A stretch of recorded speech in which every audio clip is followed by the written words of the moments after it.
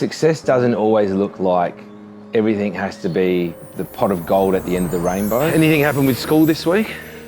I went. To what? Well, you're one class. Yeah. Bax started his OTFC journey. He would have probably been around 12. I don't need more than one incident. Bax probably, when he was 12, was pretty angry. Probably angry at the world, angry at himself. Just found it difficult to engage with people. Bloody hell! I was trying to tap it to you back. He often says what he thinks, and sometimes says without thinking. So you got a choice of the skiing mask goggles or How about we just rob a bank instead? I have a balaclava at home. If you're not used to that, it probably can be quite confronting, and that's partly what we build our relationship on. I can now tell him exactly what I think or what he's saying isn't okay, and he takes that for what it is and doesn't get mad at me. Can you get that off? Hold this.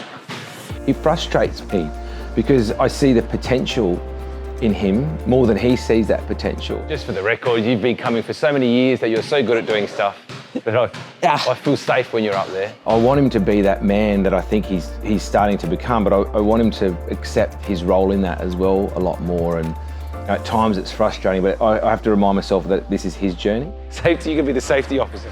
How much should I get paid a year? Safety officer, I wonder, what would a safety officer be worth, you reckon?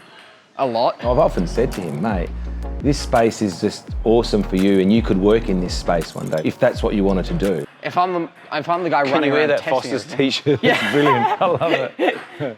What I love about Bax is he gets up and he gets himself to OT. Like, he has to catch a bus to get here on his own and has to catch a bus from here to get to work. And so his motivation to come is really, really high. Physically, it provides him with the opportunity to also be amongst other young people that aren't as physically capable, and he's taken on a bit of a role where he'll support them, and I sit back and watch that and go, wow, like, who's this kid? I could teach you a bit about hockey as well. Oh, by all means, show me how it's done. I don't know.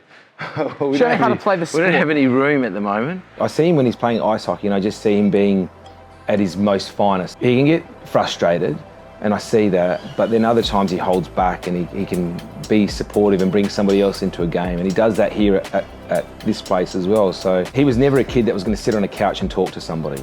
You're never going to see him engage and get value out of that.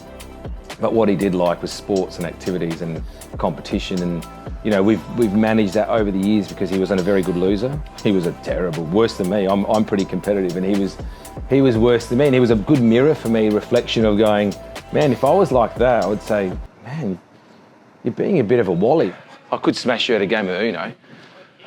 You'd lose. He's probably taught me as many lessons as I've taught him, and so I just think he's awesome. I think, you know, for somebody that keeps knocking himself down a lot of the time and he keeps getting up, I mean, that's some level of resilience that you just, I don't know, it's a special individual to be able to do that.